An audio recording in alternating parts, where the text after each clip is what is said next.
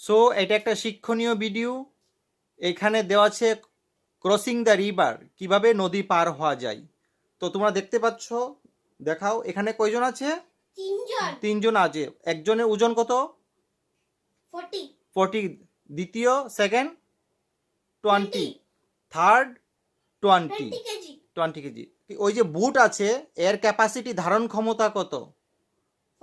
40 KG. তার মানে 40 কেজির উপর যদি কেউ যায় সেটা কি হবে? বুটটা ডুবে যাবে। হ্যাঁ, ম্যাক্সিমাম 40 যেতে পারবে, রাইট? ঠিক আছে। তো এ থেকে বিতে নদী পার হয়ে সবাইকে তিনজনকে যেতে হবে, রাইট? তো কিভাবে যাবে এক্সপ্লেইন করো। প্রথমে 2 আর 3 হ্যাঁ এ থেকে বিতে যাবে। গুড। তারপরে বিতে দুইজন গেল। তো 3 ওইখানে বসে থাকবে। গুড। 3 বসে থাকবে, আবার এখানে আসবে, রিটার্ন আসবে, ফাইন।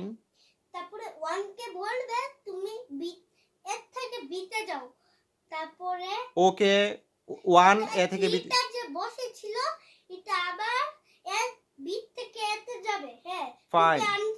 তারপরে ওরা দুইজন আবার নদী পার হয়ে চলে যাবে। 2 এবং 3 তারা নদী পার হয়ে যাবে। Good, congratulation. আচ্ছা, এই জিনিসটা আমি কিন্তু নিচে এক্সপ্লেন করে রেখেছি।